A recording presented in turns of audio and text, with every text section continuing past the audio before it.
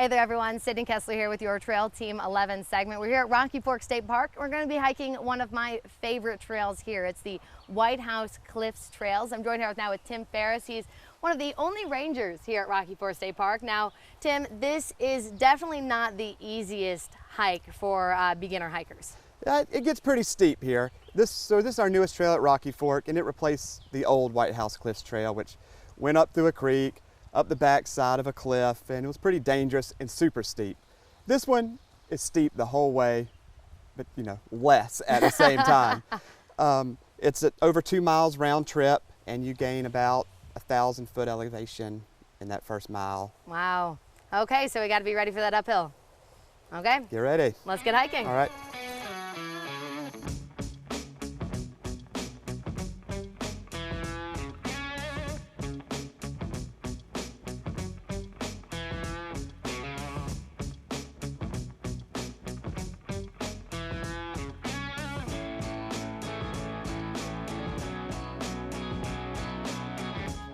Boy, we were not kidding when we were talking about the uphills that come with this hike. So before you do it, and especially when you're doing it in this 90-degree heat like we are right now, make sure to bring at least one more water bottle than you usually would, because trust me, once you get sweating, you're going to need it.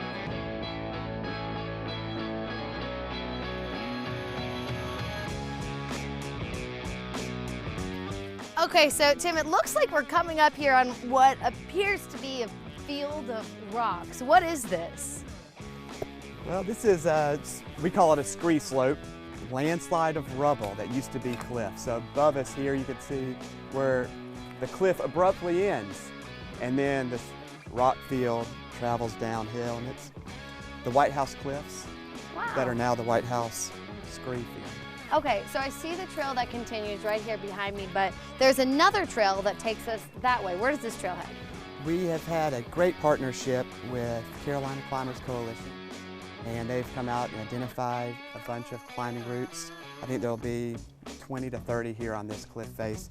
And Carolina Climbers Coalition is building a trail to the base of the cliff right now. But of course, to get on that trail, you have to be an experienced rock climber. We're going to require helmets, all the essential safety gear for climbing. So not just an onlooker who wants a better look at the cliffs. Got it. Okay, so is there any paperwork that you need to fill out before heading out and rock climbing? Yeah, well, we'll have an online permitting system, and we'll have a nice, big, beautiful glossy sign right here instructing everybody of where to go for that, as well as on our website if people look ahead of time. Fantastic. Oh. Watch your footing there. It's a slick drop off. You could really lose your balance, obviously.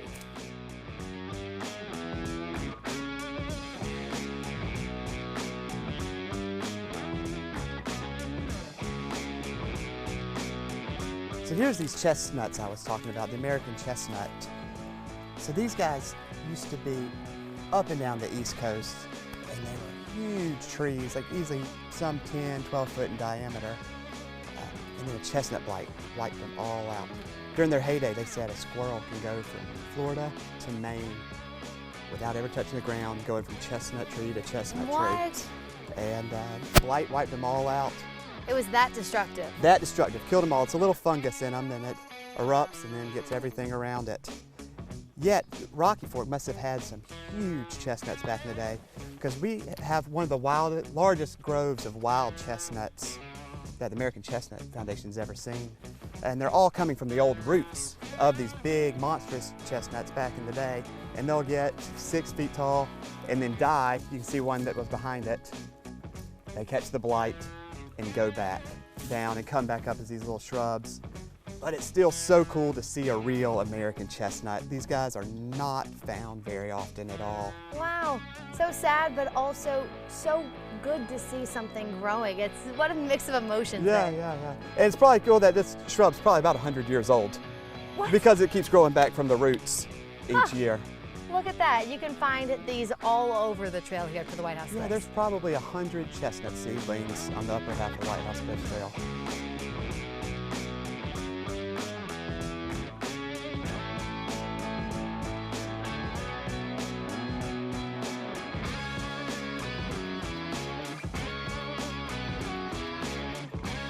just be aware when you're hiking up this ridgeline. You're hiking up some pretty big rocks and it can get really steep and kind of jagged, so just watch your footing. Look at that, we made it to our summit right here, 3,440 feet to Whitehouse Knob. And boy, am I tired. That's an exhausting hike. It's quite a climb. And now that we're here at the summit, if you go about 15, 20 feet farther, you're rewarded with an excellent view. Okay, so this isn't the best viewpoint. Not the best view. Farther. Okay, let's go find it. Oh, wow, look at this. Oh, this is gorgeous. Yeah, it's an excellent view of all of Rocky Fork. It's the Flint Mountain, and the back ridge lines you see here are the Appalachian Trail and into the Cherokee National Forest. So wow, check out this end destination. I mean, it really is beautiful, worth that climb, even though it's a steep one. It's a steep one, but the view is worth it, absolutely. Beautiful, okay, let's head on back and hopefully downhill will be a little bit easier. We'll see.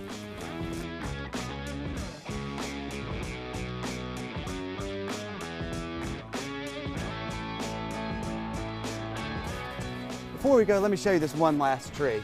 So this is the Table Mountain Pine, found only on places that have been burned in recent years. So if you could look up, you can see these pine cones on them that are closed up, they're not open.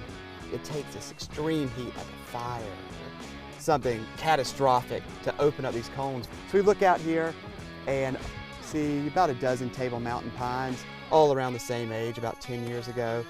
And that lines up perfectly with a fire that was here about 10 to 15 years ago.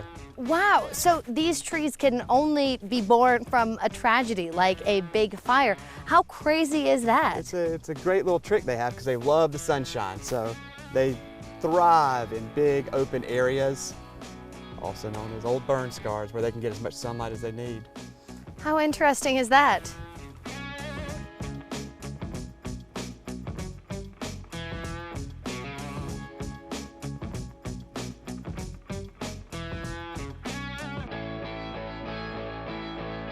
Look at what we found here. We have found a little ringneck steak here on our trail, Team 11. These little guys are not poisonous. Tim, how big is this guy gonna get?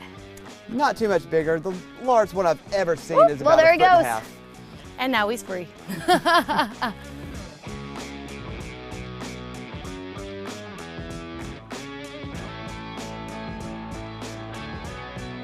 And just like that, we're done. Really a much easier downhill than it is going up to those cliffs, which will definitely make you work up a sweat. Yeah, it was steep uphill, but you're rewarded with a nice downhill on the way back. I love that. For every uphill, you get a downhill. That's it. Perfect. And thank you so much for joining us. And thank you for joining us here on this Trail Team 11. Of course, you can find this full hike right now. It's posted on our website, wjhl.com/Trail Team 11. Happy hiking, guys.